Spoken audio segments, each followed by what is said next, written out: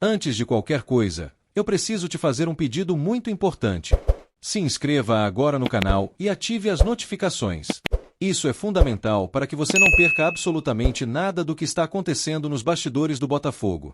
O que você vai ouvir hoje não é apenas mais uma notícia comum. É algo que mexe com o presente, com o futuro e com a própria estrutura do clube. Então já deixa o like, se inscreve e fica comigo até o final, porque cada detalhe dessa história foi pensado para te prender do início ao último segundo. Agora respira fundo, porque o que está prestes a ser contado aqui não começou hoje, não começou ontem e muito menos apareceu do nada. Existe um movimento silencioso, quase invisível para quem olha apenas a superfície, mas extremamente poderoso quando você conecta os pontos certos.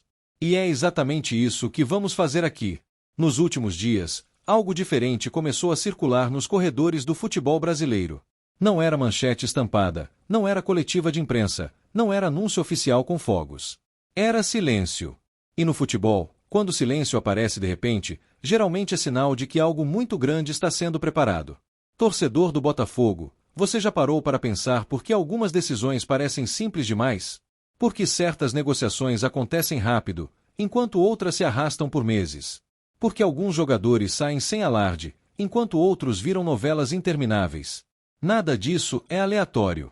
E o que envolve essa história específica pode mudar completamente a forma como você enxerga o planejamento do clube daqui para frente. Antes de revelar o ponto central, deixa eu te provocar com uma pergunta. E se eu te dissesse que uma negociação aparentemente comum esconde uma estratégia muito maior, pensada para gerar impacto financeiro, esportivo e até político dentro do futebol internacional? E se eu te dissesse que essa movimentação pode render ao Botafogo muito mais do que o valor divulgado agora? É aí que a história começa a ficar realmente interessante. Nos bastidores, havia uma disputa silenciosa. Clubes observando, empresários se movimentando, dirigentes trocando mensagens longe dos holofotes. Enquanto muitos torcedores estavam focados em reforços, escalações e resultados, algo estava sendo costurado com extrema frieza e cálculo. David Ricardo não era apenas mais um nome no elenco. Internamente, ele era visto como um ativo estratégico. Um jogador jovem, com mercado, com números sólidos e, principalmente, com margem de valorização internacional. O Botafogo sabia disso. E exatamente por isso, cada passo envolvendo o futuro dele foi dado com muito cuidado. Durante semanas, surgiram rumores. Um clube italiano observava. Outro sondava. Conversas iam e vinham. Propostas eram estudadas. Nenhuma decisão era tomada no impulso. Enquanto muita gente achava que o desfecho seria óbvio, a diretoria enxergava algo além. Então, quando quase todos esperavam um caminho, veio a virada. Uma proposta concreta, direta, sem rodeios. Um destino que surpreendeu muita gente. Um valor que dividiu opiniões. E um detalhe contratual que passou despercebido por muitos, mas que pode ser o verdadeiro ouro dessa negociação. O Botafogo acertou a venda de David Ricardo por 6,5 milhões de euros ao Dinamo Moscou. Sim, é isso mesmo que você ouviu. Uma negociação fechada, anunciada recentemente, que deixou parte da torcida em choque, outra parte confusa e outra completamente empolgada. Mas o que realmente importa não é apenas o valor imediato. O clube manteve 20% dos direitos econômicos do jogador. E aqui mora o ponto que muda tudo.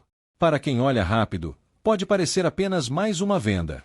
Mas para quem entende minimamente de mercado da bola, esse percentual é uma bomba relógio positiva. É uma aposta clara na valorização futura. É o Botafogo dizendo, sem precisar falar, que acredita que David Ricardo pode render muito mais lá na frente. Agora pensa comigo.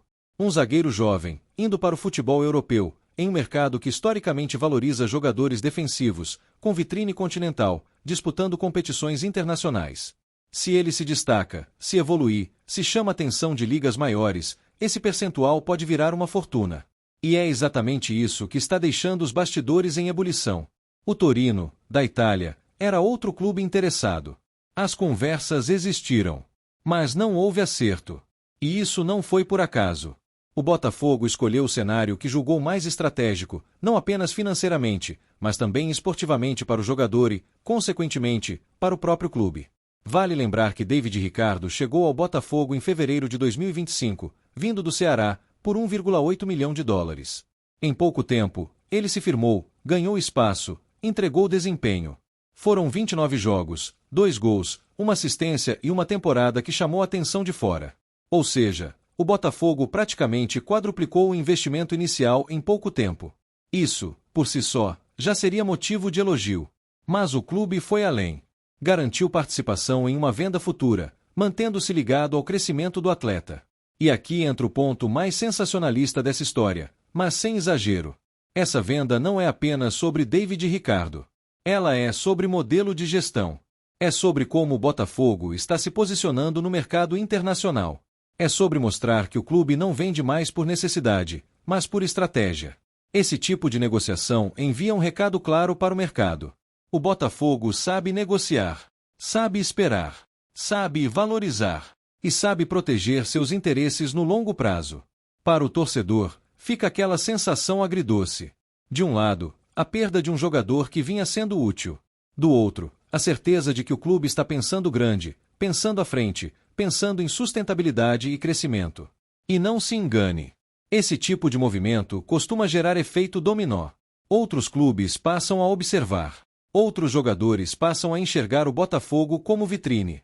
Outros empresários começam a bater a porta. É assim que projetos grandes se consolidam. Não apenas com títulos, mas com decisões inteligentes fora de campo. Agora eu te pergunto: quantas vezes você já viu o Botafogo fechar uma venda internacional mantendo percentual de direitos?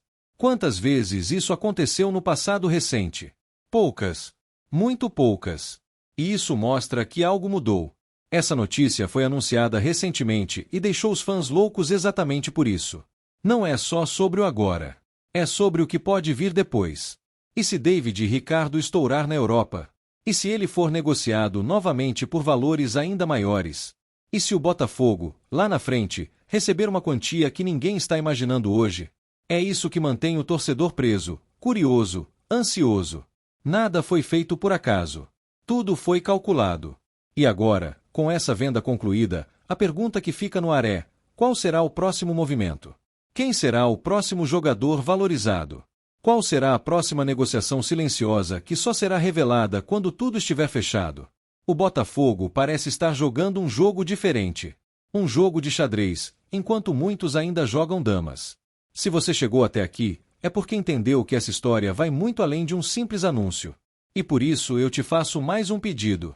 Se inscreva no canal agora, ative as notificações e não perca os próximos capítulos dessa nova fase do Botafogo. E agora eu quero saber a sua opinião. Você acha que o Botafogo fez um bom negócio vendendo David Ricardo por esse valor e mantendo 20% dos direitos? Ou você acredita que o clube poderia ter segurado mais? Comenta aqui embaixo, porque a sua opinião é fundamental para esse debate continuar.